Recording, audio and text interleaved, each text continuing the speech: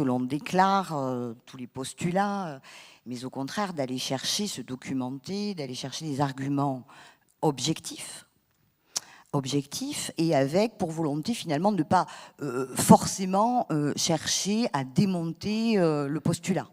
Donc voilà, ça c'est une démarche de pensée critique. La liberté d'expression, bon, je ne vous en fais pas la définition, mais en tout cas ce que moi j'ai envie de dire, c'est que la liberté d'expression, ça ne veut pas dire qu'on peut tout dire à tout moment, n'importe comment. La liberté d'expression, elle est régie de façon juridique, avec des lois. Et donc, quand la liberté d'expression vient se heurter à des droits fondamentaux, eh bien, ce n'est pas autorisé. Donc, c'est assez clair finalement. On peut en citer quelques-uns. Le droit à la réputation. On ne peut pas tout dire comme ça. Le droit à la sécurité, que ce soit des personnes, d'un groupe ou d'un État. Par exemple, quand on est en guerre, on ne peut pas tout dire. Voilà. Et puis le droit, par exemple, à avoir un procès équitable. C'est aussi la présomption d'innocence, finalement, où tant que la personne n'est pas jugée, on ne peut pas dire n'importe quoi, n'importe comment. Donc ça, c'est régi par la loi. Donc finalement, c'est quelque chose qui est censé être accepté par tous, puisqu'elle a bien fait, la loi a bien fait le chemin de notre démocratie. Hein, elle est passée à l'Assemblée nationale, au Sénat, etc. Donc on est censé tous accepter ces règles, c'est les règles du jeu là-dessus.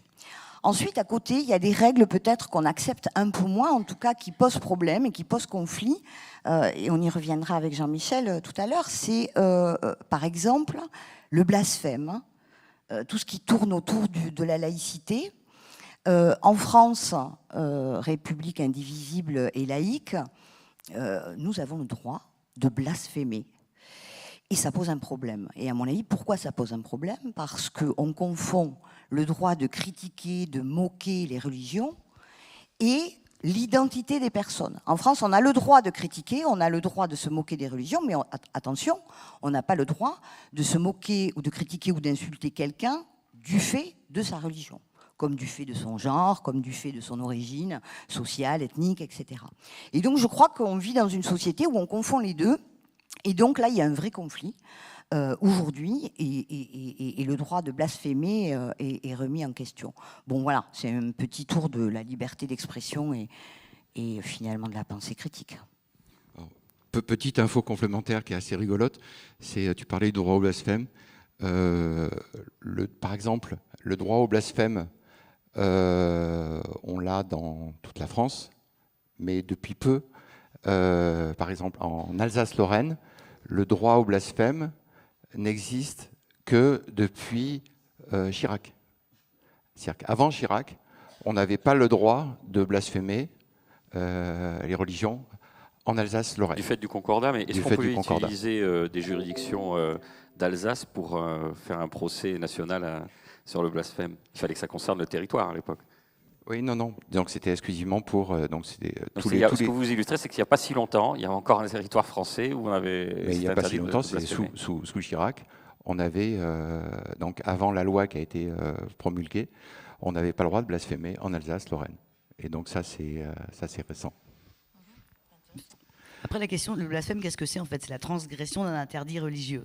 Et ce qui est intéressant, on va sans doute approfondir tout ça, mais ce qui est intéressant sous le régime de la laïcité, c'est qu'en fait, l'idée, c'est qu'il n'y a pas de croyance. Alors certes, religieuse, la question d'adhérer à une religion ou d'en changer, c'est le principe, mais c'est aussi la question de la liberté d'opinion, la liberté de la philosophie. On part évidemment du principe que chacun a le droit d'adhérer à sa philosophie, qu'il n'y en a pas une qui est au-dessus de l'autre ou une religion au-dessus de l'autre. Et la question du blasphème, c'est la question on vient transgresser un interdit religieux. Mais en fait, cet interdit religieux, il concerne forcément que le croyant, en fait, ou en tout cas celui qui croit à cette religion, qui édicte cet interdit religieux. Et c'est vrai que là où la laïcité, c'est vraiment un principe exceptionnel et émancipateur, c'est qu'en fait, elle vient juste nous dire que dans la mesure où on ne peut pas respecter les interdits de toutes les religions, parce que sinon on ne pourrait absolument plus rien faire, et bien du coup, on a effectivement la possibilité de critiquer la religion. Et c'est là où c'est intéressant, les limites à la liberté d'expression, moi je trouve en France, c'est qu'en fait, on a alors si on passe la diffamation, l'incitation, enfin, tout ce que tu as dit, Sophie, c'est qu'en fait, elle vient condamner évidemment pas l'adhésion à une idée, ou à une religion, ou à une croyance, ou à un mode de vie d'ailleurs, hein, à une communauté. Elle vient condamner des choses qu'on choisit pas. Et effectivement, on choisit pas sa couleur de peau, on choisit pas d'être né femme ou homme. Alors après, c'est des questions de la construction sociale, évidemment, on peut l'interroger. On ne choisit pas d'être handicapé, on ne choisit pas d'être noir, on ne choisit a priori pas ses origines sociales et sa communauté religieuse. Et c'est là qu'elle vient mettre un coup près. Et donc, effectivement, il n'y a pas de raison, finalement, à critiquer une idée. La religion, c'est une idée comme une autre, hein, pour celui qui ne croit pas. Et donc, il y a quelque chose là qui est intéressant, c'est que, effectivement, c'est très nuancé, parce que quand on croit à quelque chose, on n'aime pas trop qu'on attaque l'idée de ce à quoi on croit. Mais pour autant, ça vient pas d'attaquer nous, l'être humain, le vrai, quoi. Donc en fait, la laïcité, elle protège elle protège pas des mythes, elle protège des citoyens. Voilà. Oui, et puis le fondement enfin toi tu le dirais beaucoup mieux que moi, mais la laïcité permet de croire à chacun. Il y a des pays où on n'a pas la liberté de croire, donc elle protège en réalité. Oui, c'est vrai qu'on rappelle la loi de 1905. C'est ça, elle protège en réalité. En revanche, il y a une contrepartie, pardon, je te laisse de suite, il y a une contrepartie, c'est que la religion doit rester dans l'antre privé.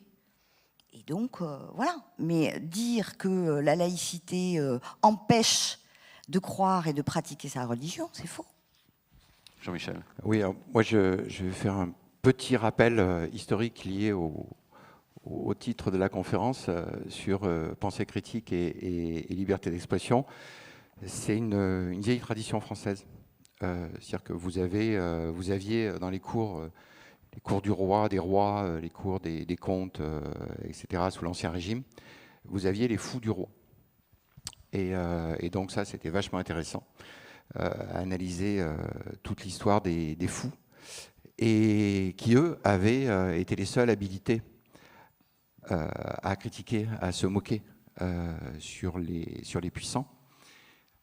Sauf que, on le voit sur certains exemples, il fallait faire gaffe, puisque le fou pouvait passer, s'il allait trop loin, à la casserole, assez rapidement. Donc déjà à l'époque, même dans les cours, venait jusqu'où on pouvait aller. Jusqu'où on pouvait aller dans la satire, dans la caricature. C'est intéressant, parce qu'on pousse, on teste, on voit jusqu'à quel... on peut faire une analogie avec aujourd'hui, justement, Agathe. Tout à fait, oui, non, mais en plus, pour rebondir là-dessus, c'est évident que de tout temps, il y a eu des gens pour critiquer les injustices, les gens au pouvoir, les abus de pouvoir, et la caricature, elle a porté toutes ces émancipations historiques. C'est vrai que l'histoire de la liberté d'expression, c'est aussi l'histoire c'est l'histoire du combat contre la censure et effectivement du combat contre les tabous. Et c'est la question de comment on s'émancipe d'un absolutisme de droit divin, comment on s'émancipe du clergé qui décide de votre naissance à votre mort, comment vous devez vivre. Et la caricature, parce que c'est un dessin, et qu'évidemment, avant très longtemps, les gens ne savaient pas lire, elle avait le mérite de faire passer un message. Et elle a souvent accompagné effectivement toutes ces périodes de crise sociale, politique et religieuse. Et on touche effectivement... Mais qu'est-ce qui s'est passé pour que... Je ne sais pas quel était le niveau d'acceptation de la caricature, mais on n'avait pas besoin de prendre la main des gens pour leur expliquer ce qu'est une caricature. Et là, on a l'impression, alors je ne saurais pas le chiffrer, je dirais n'importe quoi, depuis 50, 40, 50 ans, même les débuts d'Harakiri, Charlie Hebdo, enfin, vous allez me contredire, Jean-Michel, vous me direz, mais on a l'impression qu'il faut tenir la main des gens et expliquer non, ça c'est une caricature, ça c'est pas choquant, ou ça vient critiquer tel. Vous voyez, alors que naturellement, on peut se dire, puisqu'on a cette expérience, cette tradition française, le public devait être un peu éduqué à ça, quoi. Alors justement, ce qui est intéressant, c'est que là, on se dit effectivement. Ça tombe pas sous le sens, en fait. Non, mais historiquement, on se dit que l'époque avec les réseaux sociaux, etc., était extrêmement violente. Ce qui est vrai. On a des ismes qui se baladent en pagaille avec des escrologistes, des extrémistes de tous bords qui foisonnent sur les réseaux, etc. Ça, on en a parlé tout le week-end. Mais ça a été pire. Ça a été pire. Et où justement la caricature de tous bords, aussi bien la caricature, je dirais, de gauche et de droite, a été très très puissante. Ce que malheureusement vous ne pourrez pas voir, puisqu'une fois de plus, Charlie Hebdo a été censuré par Toulouse, Et vous ne pourrez pas voir les couvertures. Les couvertures qu'on vous avez préparées et les dessins que vous ne pourrez jamais voir. C'est bien dommage. C'est sympa, merci. Vous êtes bien en train de... Ouais, c'est... Bonne ambiance, Jean-Michel. Et donc... non, mais sur cette problématique de devoir aujourd'hui expliquer... En 1905, au moment de... Donc, les discutations sur la loi de 1905, ça a été... Et avant, fin du 19e, ça a été extrêmement violent. C'est-à-dire que l'assiette au beurre, toute la presse de l'époque qui pullulait, les dessins de presse, ça n'arrêtait pas. Et c'était d'une ironie et d'un mordant absolument incroyable, à tel point qu'on n'était pas loin de la guerre civile à ce moment-là. Donc quand on dit maintenant c'est pire, c'est pas vrai. Ça a été très très très très très très très violent. Donc c'est pas l'apanage de notre c'est siècle. pire, il y a quand même des gens qui sont morts du fait de caricatures il y a 8 ouais, ans. Moi il me semble.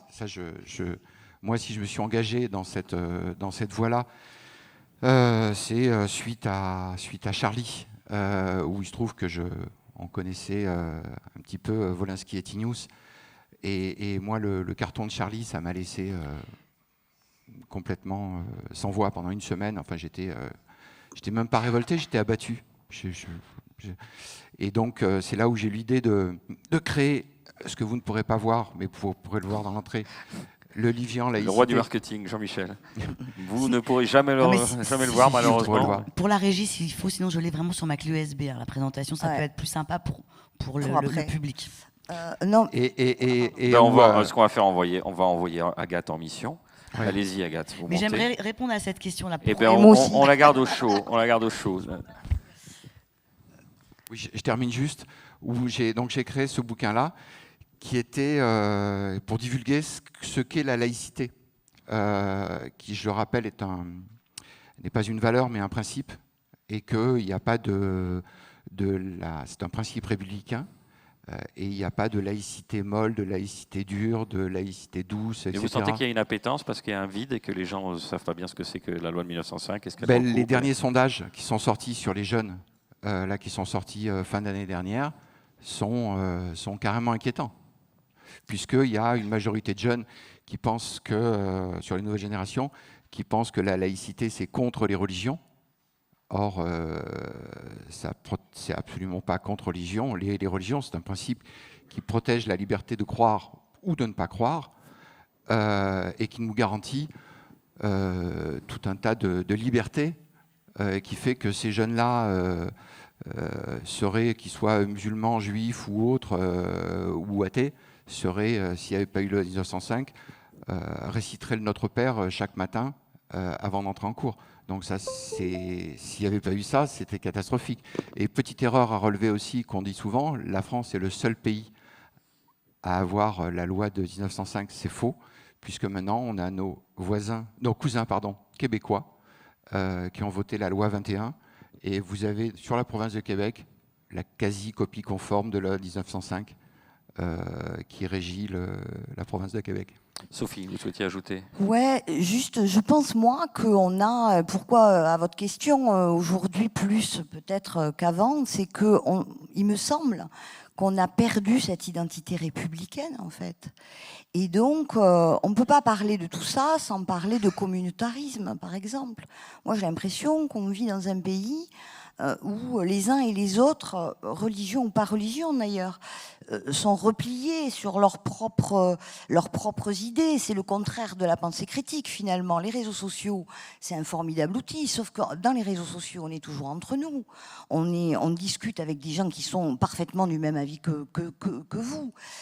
Donc il n'y a pas cette pensée critique qui s'exerce, etc. Et moi, j'ai l'impression que plus on va, et ça va pour les religions, ça va pour le féminisme, on en parlera tout à l'heure, pour les grandes questions questions d'identité, les grandes questions, qu'on est peut-être en perte d'identité républicaine. Qu'est-ce que la République? Qu'est-ce que la laïcité? Qu'est-ce que ça protège? Pourquoi ça a été fait?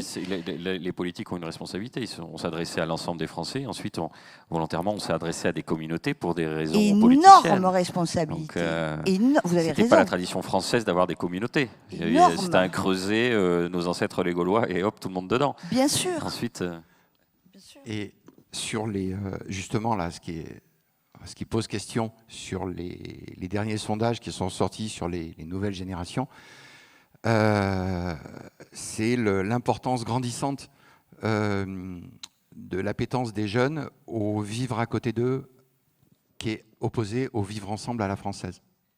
C'est-à-dire que les anglo-saxons, dans leur façon de vivre la laïcité qu'ils n'ont pas, sont en principe d'acceptation des communautés les unes à côté des autres. Et sur les pays anglo-saxons, vous pouvez changer de religion comme vous voulez, mais vous êtes, je résume et je caricature là aussi, mais à partir du moment où vous avez une religion, vous êtes quelqu'un de respectable. Par contre, être agnostique ou athée, ça c'est pas bien, ça c'est moche. Donc on n'est pas un vrai citoyen si on ne croit pas en quelque chose. Aux États-Unis, on jure sur la Bible, mais on peut jurer aussi sur la Torah ou sur le Coran. On jure sur le texte sacré. Et ça, c'est un des fondamentaux. Ce qui est intéressant aussi dans ce débat, c'est que très très vite, je rappelle, c'est la pensée critique pour préserver la liberté d'expression, on tourne autour depuis tout à l'heure sur la laïcité, qui est notre boussole à la française. Dès qu'on pense liberté d'expression, on pense à 1905, on pense à la laïcité. Oui, et là, c'est extrêmement remis en question en ce moment par ces nouvelles générations.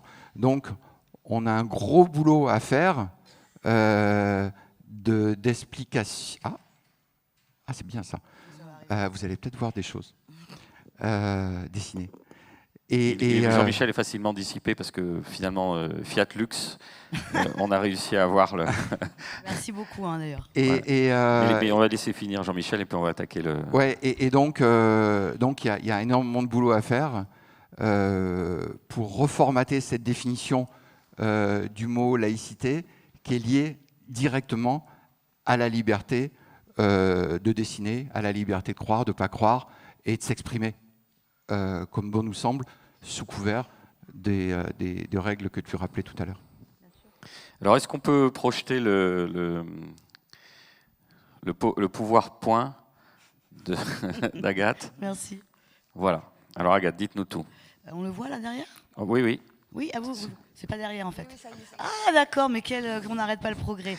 Non, là par exemple, c'est vrai que les adultes débattent beaucoup la laïcité. Alors déjà, il n'y a pas d'adjectif qui s'accorde avec la laïcité. On n'est pas une laïcité radicale ou une laïcité modérée.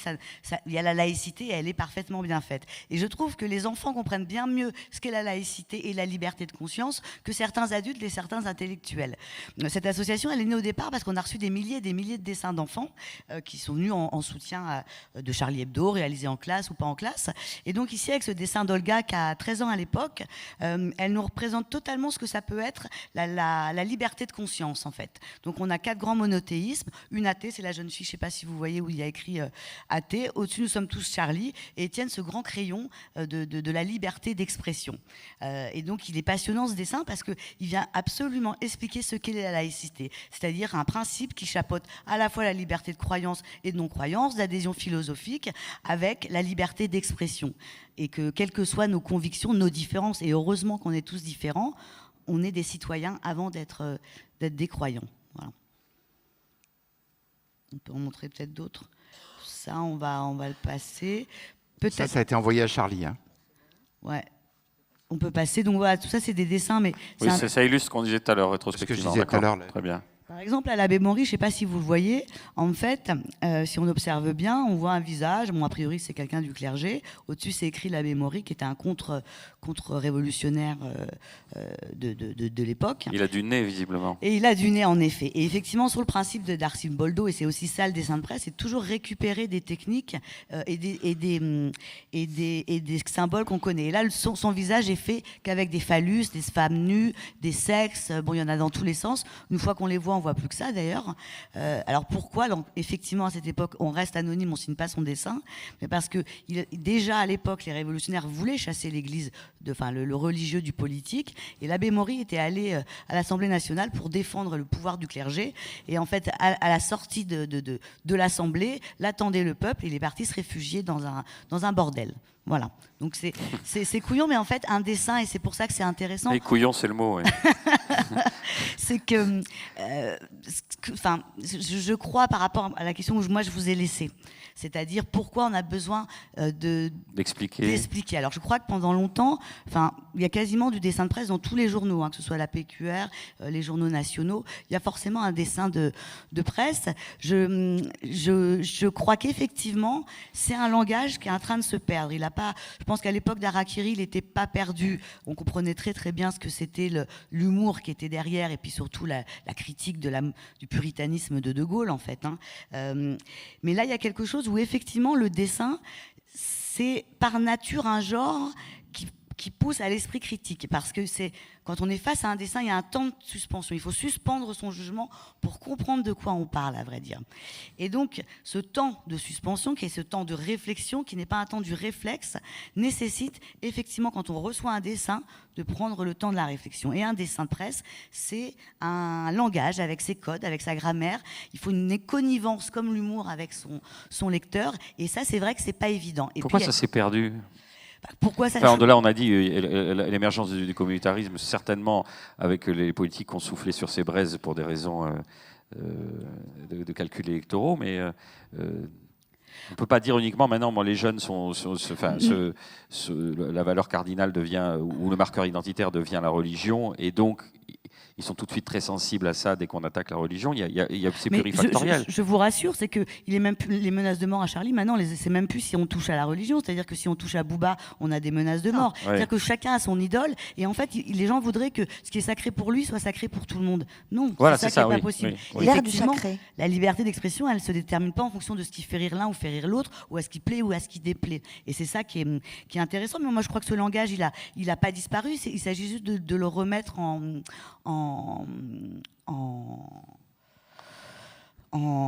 mouvement, justement, de le réapprendre. C'est comme une langue morte, en fait, un peu comme le grec. Et ça s'est perdu parce que, effectivement, lire un journal, on est là sur les genoux, on a le temps de regarder. Quand une image, elle passe et qu'on la retransmet, c'est du réflexe, on prend pas le temps, en fait, de regarder. Je crois que c'est aussi ça, c'est qu'un dessin français qui va être lu au fin fond du Yémen, via les téléphones, il peut évidemment y avoir, c'est pas un conflit de civilisation, mais... Il y a un aspect contextuel, il y a un aspect de la culture dans laquelle il a été dessiné. Jean-Michel ? Ouais, et moi, il y a un truc ça m'a halluciné, c'est assez récent. Jamais, avant Charlie, j'aurais pensé, là, j'étais faire une intervention, une animation en région parisienne, dans une cité.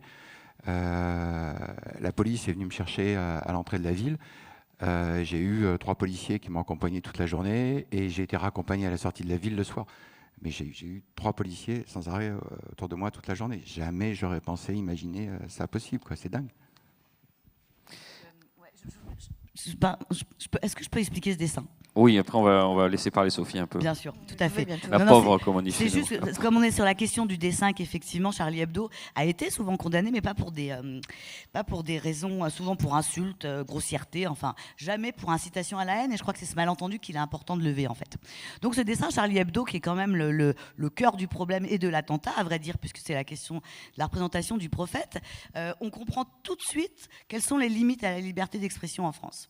Donc on a un dessin, Charlie Hebdo, numéro spécial, un titre, Mahomet débordé par les intégristes, ce personnage qui se tient le visage et qui dit dans une bulle, c'est dur d'être aimé par des cons. Ok.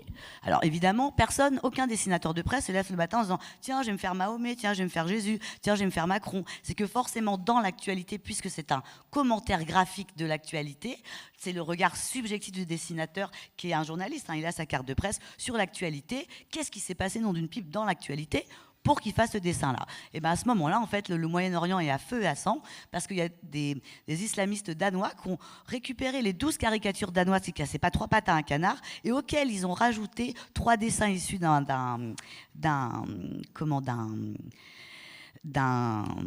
site d'extrême droite suprémaciste américain, où en fait il y avait un musulman qui se faisait sodomiser par un chien, une photo du cri du cochon qu'on a en France, bon voilà, qui est une fête un peu sympa autour du cochon, et puis une autre photo qui crée sur Baïs dans le Gers.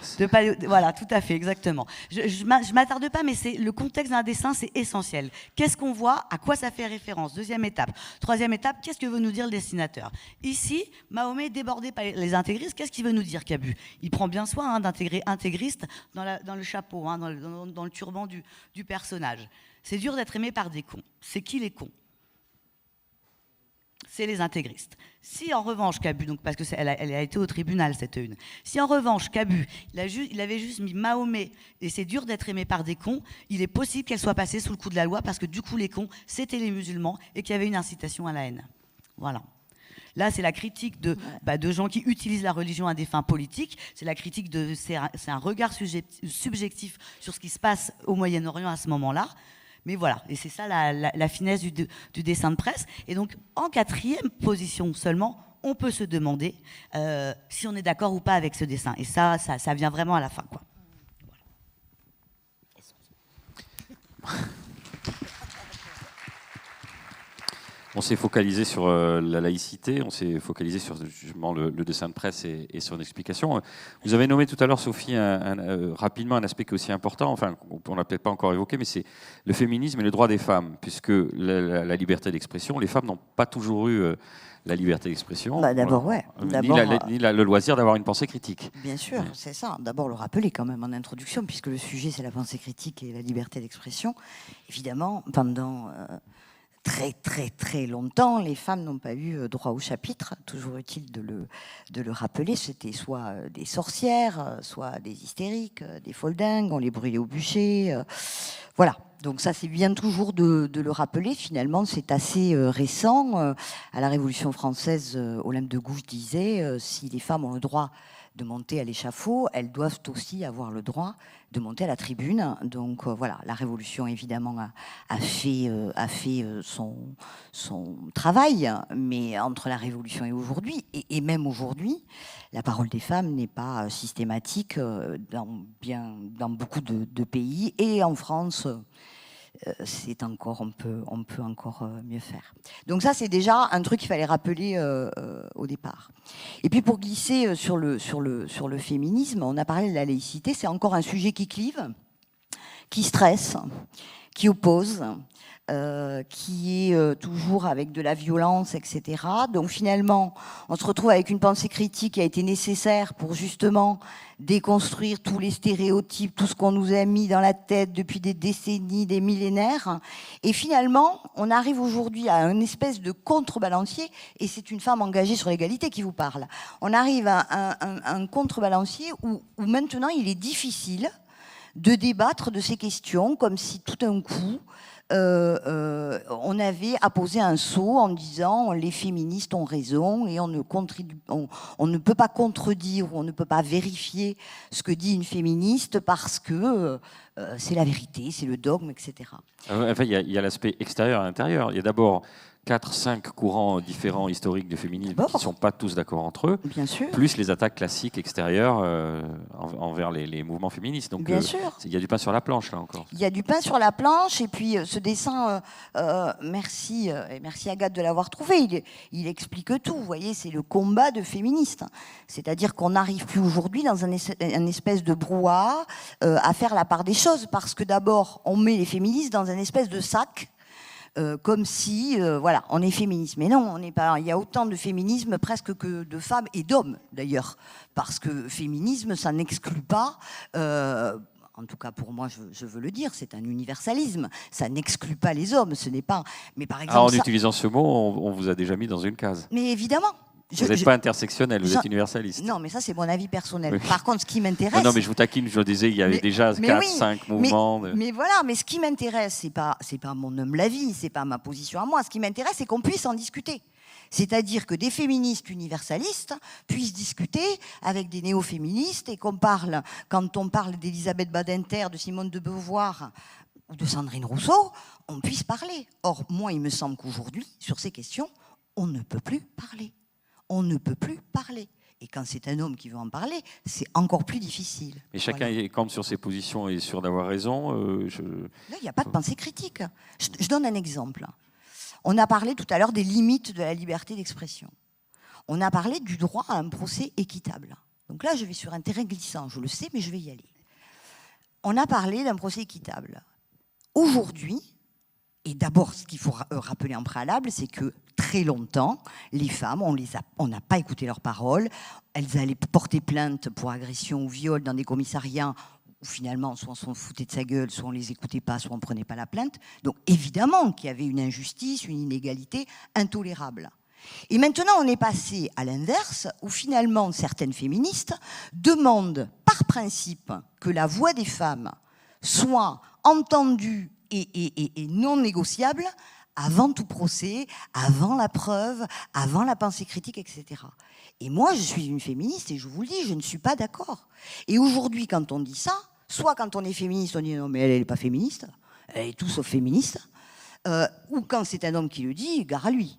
Gare à lui. On a vu là il n'y a pas longtemps ce Bec BD qui fait un livre. Bon, franchement, je l'ai lu le livre. Je ne peux pas dire que ça m'a interpellée, mais en tout cas, il a le droit de le dire. Le mec, il se sent pas bien, il se sent agressé, il a le droit de le dire.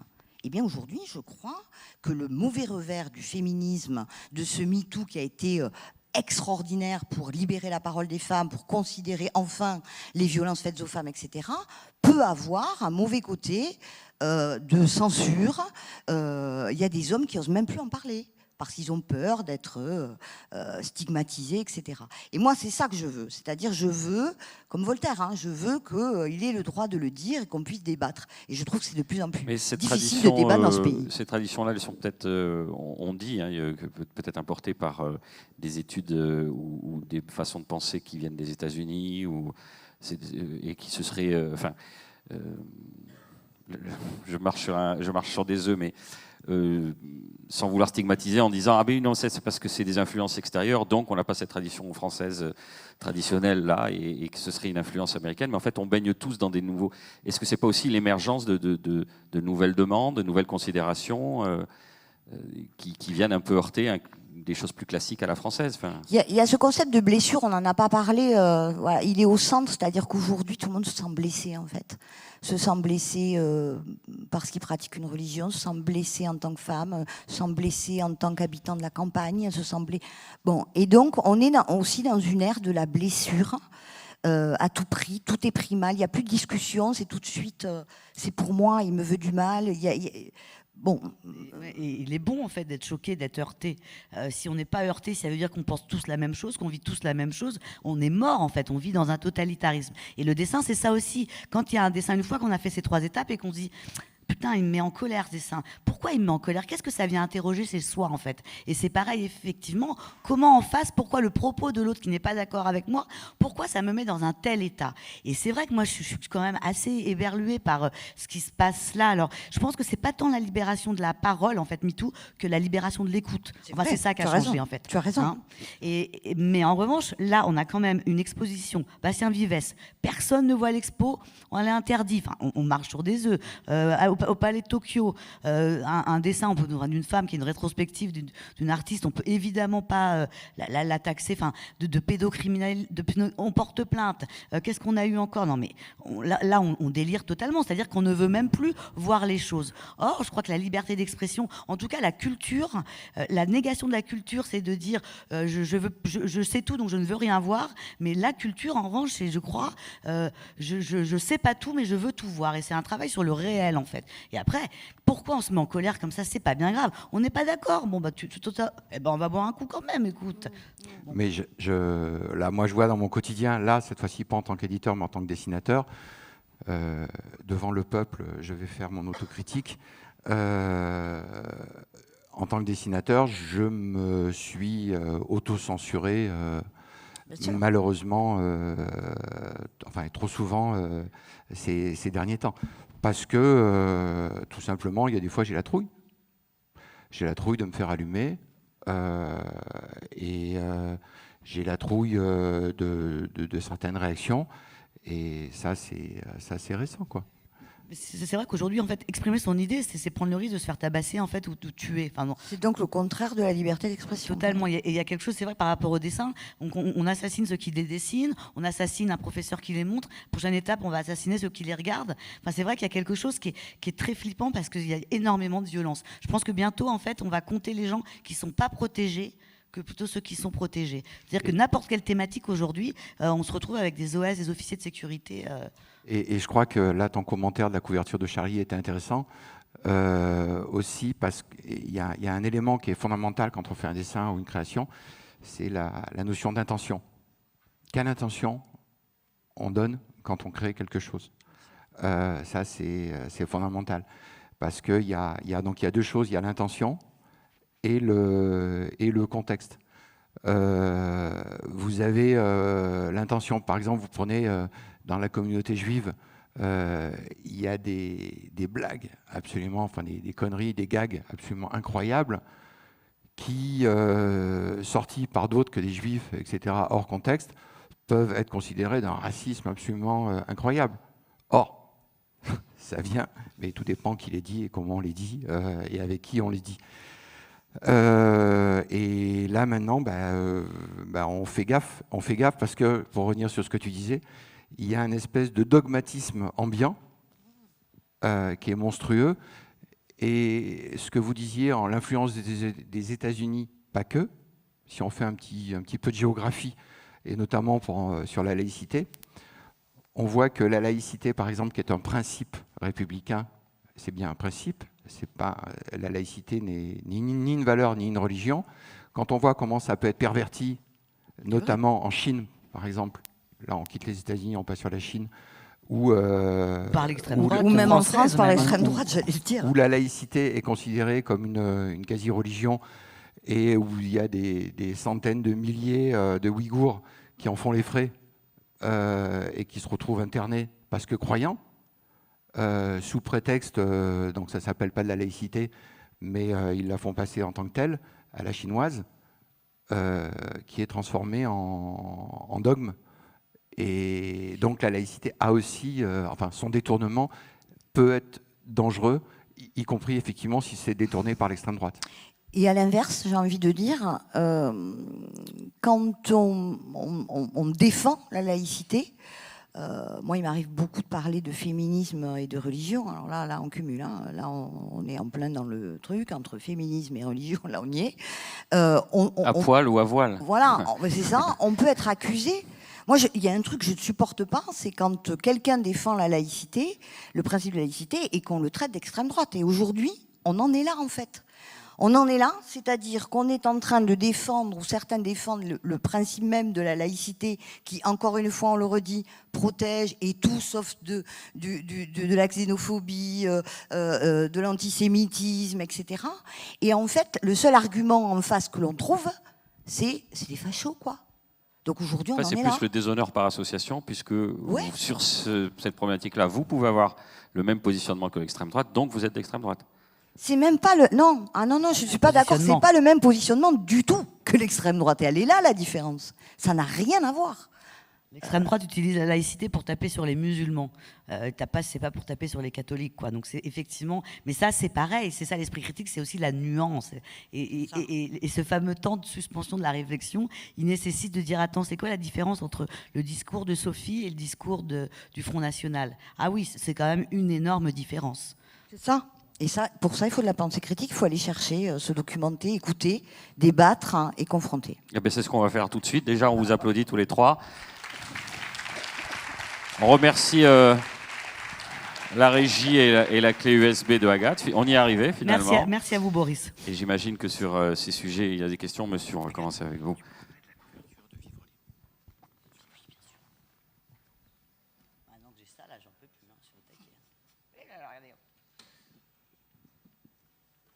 Bonjour. Je voulais vous remercier pour cette table ronde extrêmement intéressante, en particulier la partie présentation, explication de la caricature de Charlie Hebdo, c'est dur d'être aimé par des cons. J'imagine que si vous faites ça devant des élèves niveau collège, ça doit être extrêmement percutant pour eux pour expliquer ce genre de débat. Je voulais rebondir sur quelque chose qui a été dit au début de la table ronde sur la croyance de la classe d'âge, aujourd'hui me semble-t-il 12-18 ans, du fait que la laïcité est contre les religions. Je voulais partager une impression et entendre vos réactions à ce sujet, qui est que, à mon avis, sur ce sujet, les laïcs, les athées, les agnostiques, les républicains sont possiblement coupables d'une certaine forme d'hypocrisie qui, à mon avis, rend très difficile le débat avec les jeunes qui pensent sincèrement que la laïcité est contre les religions. Puisque je rebondis sur des choses qui ont été dites hier lors d'une table ronde sur le prosélytisme et la laïcité. C'est Mandax qui disait, je trouvais très justement, que la raison pour laquelle les religions n'étaient plus des sectes, c'est parce qu'on les a domptées, on leur a appris à ne plus être sociopathes, à coup de lois extrêmement restrictives, à coup d'expulsion des congrégations, à coup de... etc. etc. Et finalement, est-ce qu'aujourd'hui, en disant la laïcité n'est pas contre les religions, et en n'assumant pas complètement que la République s'est aussi construite contre la volonté des religions d'avoir une emprise sur la société, mais qu'on a proposé un cadre dans lequel la liberté de croire, de ne pas croire existe, du moment qu'elle n'empiète pas sur la liberté de conscience des autres, et c'est ça aussi la loi de 1905, la liberté de conscience, c'est non seulement la liberté de croire, mais la liberté qu'on ne m'impose pas la croyance d'autrui. Est-ce qu'on ne serait pas sur un discours plus facilement audible, et qui permettrait de comprendre que, oui, effectivement, parfois, au nom de la laïcité, l'État s'oppose aux religions constituées, et c'est pas pour autant que c'est une atteinte à l'identité personnelle des élèves, des jeunes, quelle que soit leur religion. Je vous remercie. Ouais, tout à fait. Tout à fait d'accord. Et c'est pour ça que là, sur les jeunes, on a besoin d'images et on a besoin de personnes qui les incarnent. Je dirais sur les grands publics des jeunes, puisque dans les jeunes, il n'y a pas que des universitaires, on a les jeunes des cités. Enfin, je veux dire, et c'est pour ça que nous, sur l'organisation qu'on a montée, on a tout un tas de relais d'ambassadeurs qui touchent tout public. On a par exemple un type comme Soprano qui nous aide et qui est musulman avéré et totalement laïque en même temps. Et les discours qu'il nous a portés, les photos qu'il nous a amenés pour aller dans les cités, porter la bonne parole, sont très importantes parce qu'il est audible, visible, et il incarne justement cette nouvelle communication qu'il faudrait donner, je suis d'accord avec vous, une nouvelle façon, une nouvelle approche de la laïcité dans tous les endroits oubliés de la République. Et là, il faut aller partout et il faut effectivement avoir une nouvelle pédagogie et une nouvelle approche partout. Après, c'est vrai aussi que je pense qu'il y a une jeunesse là qui en a ras la casquette du concept de laïcité. C'est vrai qu'on leur bourre le crâne à l'entonnoir un peu, et pourtant il y a quelque chose où la démonstration elle est implacable en fait. Et c'est vrai que c'est ce qu'on essaye nous de faire auprès de tous nos publics, même des prisonniers, c'est de montrer à quel point en fait ce principe de laïcité, donc c'est pas une conviction, mais ça les autorise toutes. Et c'est effectivement d'interroger aussi l'athéiste. C'est qu'à un moment donné, bon, c'est bien gentil les religions, qu'est-ce que c'est respecter un croyant? Bah effectivement, c'est lui permettre de pouvoir pratiquer sa religion, d'avoir sa communauté de croyants, de fêter ses fêtes religieuses. Il y a des tas de pays où c'est pas possible, à vrai dire. Mais qu'est-ce que c'est respecter un athée ou un agnostique? Qu'est-ce que c'est pour lui la religion? Et c'est important de l'interroger aussi, effectivement. Est-ce qu'un athée, ne pas croire en Dieu, c'est croire en rien? Et donc, effectivement, nous, on travaille beaucoup sur cette question aussi du coup, il n'y a pas de système de valeurs qui encore une fois, qui est au-dessus. Mais effectivement, là, à un moment donné, on ne nous entend plus, on marche un petit peu comme ça sur des œufs aussi. L'agnostique et l'athée athées peuvent plus s'exprimer. C'est comme si, en fait, on disait, et ça c'est le problème un peu des réseaux sociaux, et comment la liberté d'expression, c'est comme le fascisme qui monte avec la démocratie, comment la liberté d'expression, elle a été utilisée par les complotistes ou par les réseaux sociaux pour mieux la dégommer. En fait, à vrai dire, Marc, je me suis perdue du coup dans ce que je voulais dire, mince. Mais on va en profiter pour prendre une autre question, ça va vous remettre sur les rails. Hein. Alors, moi, j'ai une question qui concerne le titre, déjà, la pensée critique pour préserver la liberté d'expression. Je m'attendais à autre chose que cette présentation-là. Je n'avais pas bien regardé qui étaient les intervenants.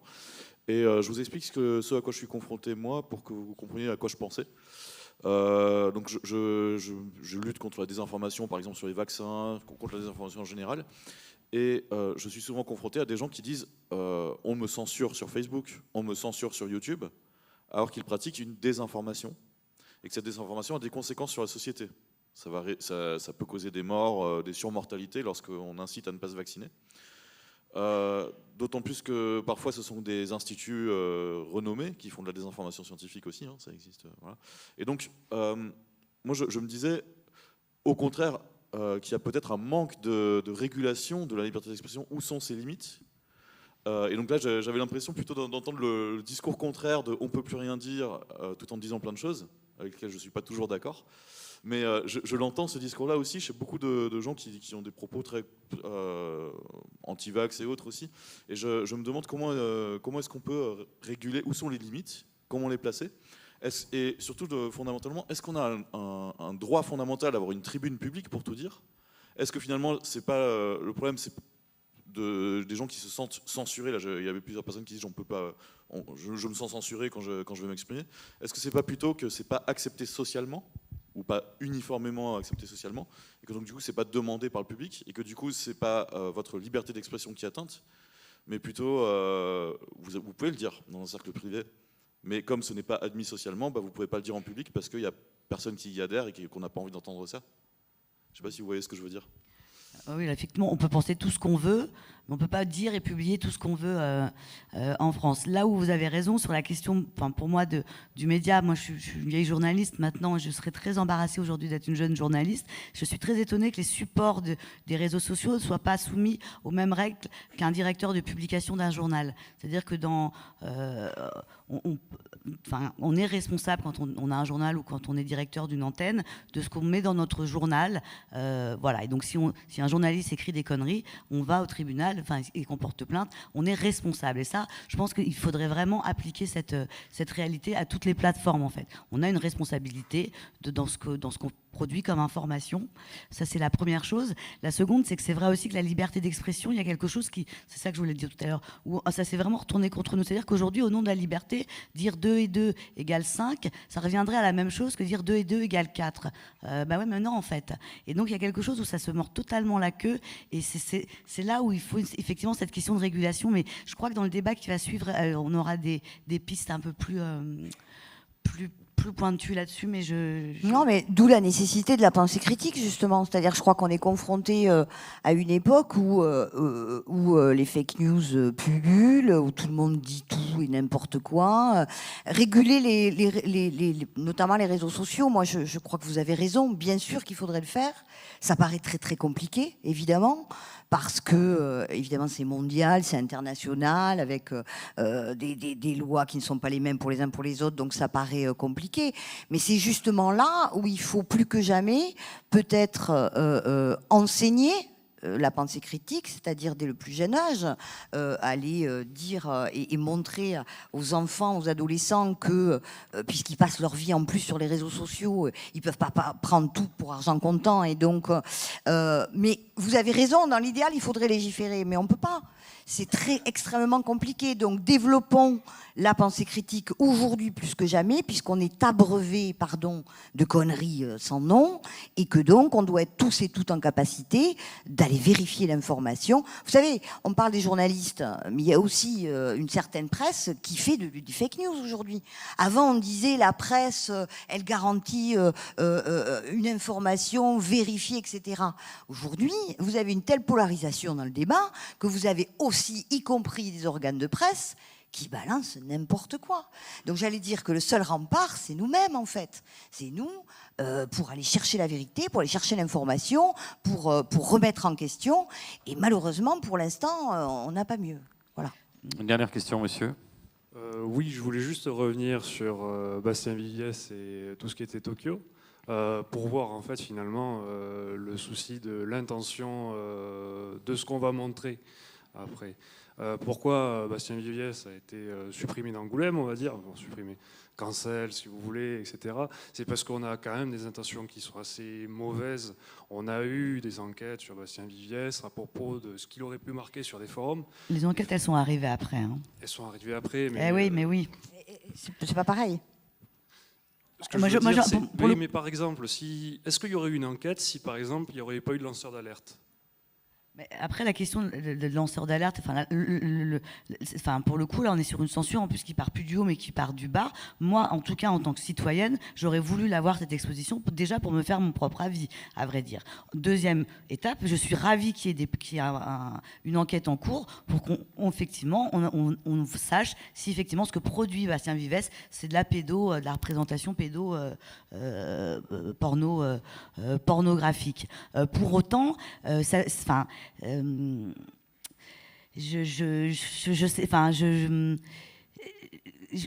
connais pas grand monde qui soit sorti d'un musée en étant choqué, en fait, à vrai dire. L'art, elle est pas fait pour être morale. Il y a quelque chose dans l'art, au contraire, qui vient illustrer ce qu'il y a de sombre en nous, le fantasme, qui est quelque chose qui est un muscle de l'imaginaire. Je vois ce que je vous voulais dire, mais je pense pas que ça passe par le fait de nous empêcher de voir, en fait. Enfin, moi, je regrette vraiment de ne pas avoir mon avis. Je l'ai lu, Bastien Vives. On aime ou on n'aime pas, c'est certain. Après, j'y vois un dessinateur qui peut-être qui pourra plus dessiner ce qu'il a dessiné jusqu'à présent, mais Sade l'a fait avec bien pire. Et heureusement que ça existe, en fait. Puis dès qu'on fait rentrer la morale, c'est dangereux, quoi. C'est qui la morale? Qui décide la morale? Aujourd'hui, notre morale, demain, qui la décide en fonction de... C'est le législateur. Donc voilà, mais c'est celui qui dit qui est moral ou pas. Non, mais ce que j'ai envie de dire, il aurait fallu que ces gens-là portent plainte avant. On ne fait pas interdire. C'est-à-dire qu'en plus les gens ont peur parce que depuis Samuel Paty, il faut bien dire qu'en fait les gens ont peur aussi s'il y a un mouvement, quelque chose qui se passe sur les réseaux sociaux, que ça se termine mal. Donc on préfère céder à la pression. Ça se trouve il y a juste Dick Lampin qui ronchonne, mais bon, passons, on cède à la pression. Résultat des courses, on la voit pas cette exposition. Moi je trouve que cette question elle mérite peut-être d'être posée, mais pourquoi n'ont-ils pas porté plainte avant, en fait? Enfin, voilà, les problèmes de limite de la liberté d'expression, elles se règlent devant un tribunal. Elles se règlent pas comme ça justement sur un ring au nom de moi je crois ça, toi tu crois ça. Il y a quelque chose. Enfin, moi j'ai le sentiment qu'on me retire une réalité. La vérité, je suis pas sûre qu'il existe de vérité, mais il y a des faits. Et là, je ne peux pas me prononcer sur Bastien Vives parce que je n'ai pas vu cette exposition. J'ai lu ses livres et je vois de quoi il est question. Après, dans cette collection de les requins marteaux. Oui, des requins marteaux. On a de tout, mais enfin, on est quand même dans l'ordre du dessin, non d'une pipe. C'est un dessin. Est-ce que nom d'une pipe, c'est le bon choix de mots? Allez, on terminera là-dessus. Merci à tous. Merci à nos invités. Beaucoup. Merci Boris. On se retrouve dans quelques minutes. Merci là-haut à la régie.